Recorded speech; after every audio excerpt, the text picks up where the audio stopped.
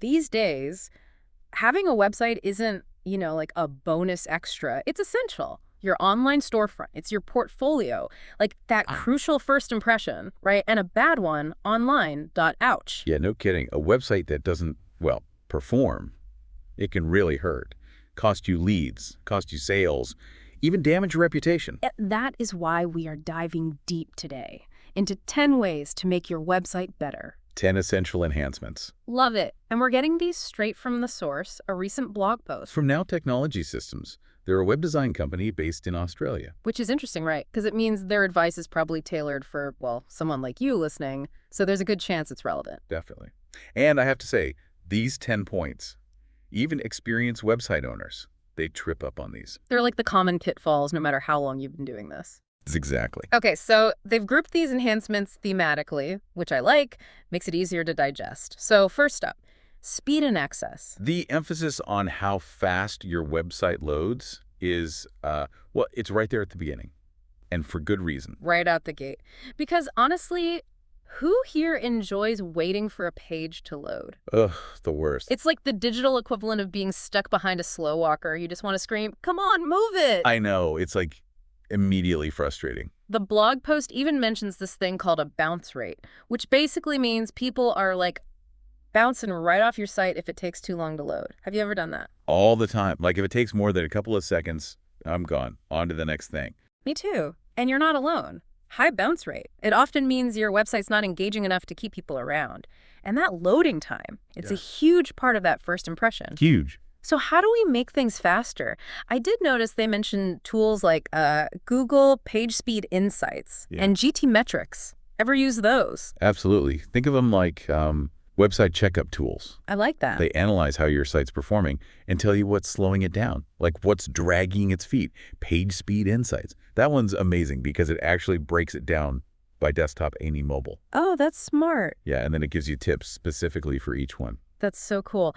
Now, speaking of mobile, they also talk about something called mobile responsiveness. I get that it's about websites working on phones, but like, how important is it really? Think of it this way. More people are using their phones to browse the internet than like actual computers these days. Oh, wow. Seriously. Seriously. So if your website looks weird, or it's difficult to use on a phone, you're basically ignoring half of the people you could be reaching. That's huge. Okay, you've convinced me. Mobile responsiveness, it's a must-have. All right, so we've covered speed and accessibility. What about the stuff that's actually on the website, the content itself? Well, you know what they say, content is king, but a king without a kingdom, not very powerful. Okay, I like that. Content can't rule if no one can find it. Right. And that's where SEO comes in, which they definitely talk about. But I'll be honest, I still get a little lost when people start throwing around that acronym. SEO. It sounds way more intimidating than it actually is. Break it down for me. It just stands for search engine optimization. Basically, it's all about making sure your website shows up high on search engines. Okay, so when I type something into Google, how does SEO work then? Give me an example. Imagine you're craving, like, the best bakery in Sydney. You'd probably search for something like Best Bakery Sydney, right? Totally. I do that all the time. Exactly. And SEO is what helps the actual best bakeries in Sydney show up first in your search results. It's about using the right words in your website content and optimizing the structure of your website so Google sees it as relevant and, well, legit. So instead of just using the word cake a million times, I should use phrases like custom cake Sydney, or if I do wedding cakes, wedding cake delivery Sydney. Exactly. And the blog post talks about this thing called local SEO, which makes sense because they're an Australian company themselves, right? So they get it. It's all about making sure people in your specific area can actually find you. Okay, so it's like content is king, but SEO is the map that leads everyone straight to his castle. Exactly. I love it. I'm getting it. See, told you I was a fast learner. You are. But what happens once people actually arrive on my website? That's where user experience comes in. User experience. Okay, I've heard that term, but to be honest, it always feels a bit vague. Okay, so think about it this way. You walk into a store, right? But there are no clear aisles, no signs telling you where anything is. Ugh, the worst. I'd probably just leave. It's exactly. A website that's confusing is no different.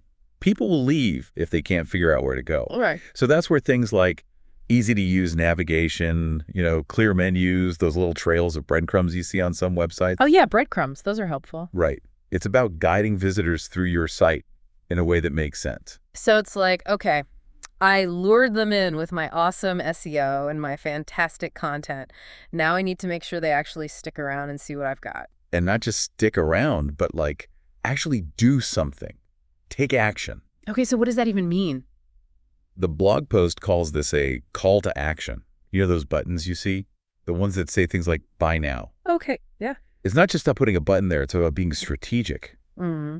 Putting them in places where they make sense in the flow of how people actually look at your website. Okay, so like if I'm reading a really tempting description of a custom cake, that's a good spot for an order yours now button. Exactly. Make it impossible to resist taking that next step. Oh, and they also talk about forms. You know, contact forms, newsletter signups, that kind of thing. Ugh, those can be the worst if they're too long. Asking for like your entire life story. The worst. Which is why the blog post is all about keeping things simple, short, sweet. Only ask for the essential stuff. Make it easy to get in touch. Don't scare away potential customers with a form that feels like a tax return. Right. So now we're going to shift gears a bit. The blog post also gets into some of the less obvious stuff, the behind-the-scenes aspects of improving your website. The stuff that's not as flashy, but still super important. Exactly. They break it down into three main things: analytics, security, and regular updates. Analytics. Okay, let's start there. To be honest, I'm not always the best with data. Too many numbers, and my brain starts to melt. Oh, I feel you. But think of it less about the raw numbers and more like your website's report card. How's it doing? Okay, I like that. Tools like Google Analytics, they can show you things like how many people are visiting your website, where they're coming from, what pages they're spending time on. It's actually really interesting. So it's not just knowing people are showing up, but like what they're doing once they're there. Exactly. And knowing that can be really helpful. You can see what's working, what's not. Like maybe people are getting stuck on a certain page and leaving because of it. Or maybe they're loving a particular piece of content. So you can actually use that information to make your website better. Exactly. It's like having a backstage pass to your website. You know, you get to see how it's really performing, and then you can make decisions based on that information. That's awesome. All right, what about security? Huge one. Especially these days. You really can't mess around with security. No kidding. What do they say about it? HTTPS. Have you heard of it? Is that like the little padlock thing in the address bar? Exactly. Yeah, I always feel better when I see that. I figured it like kept hackers out or something. It's more than that. It means the connection between your website and, well, anyone visiting it is encrypted. So all that sensitive information like login details and, you know, if someone's buying something, their payment details, Yeah. it's all protected. So it's also about trust, like letting people know that their information is safe on your site. Exactly. And last but not least, they remind us about updates. Okay, yeah. Keeping things updated. Is this like software updates, plugins, all of that? All of that. And more, honestly. Keeping those things updated. Super important for security. Okay, well, you know, hackers. But also, it's about keeping your content fresh. Oh, right. Because things change so fast online, what's relevant today might not be tomorrow. Exactly. And when you update your content regularly, it keeps things interesting for the people visiting your site. And it lets search engines know that your site is active, which they like. So it's not just like build it and forget it. You got to keep tending to your website like a garden. That's a great way to put it. Nurture it, prune things back, plant new seeds. I love it. Wow, we really have covered a lot. Speed, mobile responsiveness, content, SEO, user experience, calls to action, analytics, security, updates. It's a lot. My brain's like full. I had no idea how much went into a good website. It really is something else. It's not like the old days where you could just like throw something together and hope for the best. Right. It's way more than that now. Way more. It seems like at its core, a lot of this is about like really knowing your audience. 100%. And the blog posts, it kind of highlights that throughout, especially when they're talking about local SEO for businesses in Australia. They know who their audience is. It's like they're saying, hey, mate, want a website that speaks to Aussies? We got you. Exactly. And that's true no matter where you are or what your business is even about. It's all about who you're trying to reach. What do they need? How can your website actually help them in a way that like makes sense to them? So it's not just about giving information. It's about making a connection. Exactly. It's like having a conversation with your audience through your website. I love that. Okay, this has been amazing. Before we wrap things up, any final thoughts? Something for our listeners to think about. Well, it's interesting, right? The blog post, it's written by a web design company. That's true. Now, technology systems, our Aussie web gurus. Right. So is there maybe a little bit of, I don't know, bias in their advice? Ooh, interesting. Like, are they subtly hinting that, doing all of this yourself, that might be a lot? Like you might need a professional? Maybe. They are a web design company? It's like they're planting a little seed, like, hey, this is all great info, but if you really want to nail it. Call us. Exactly. And it makes you wonder, right?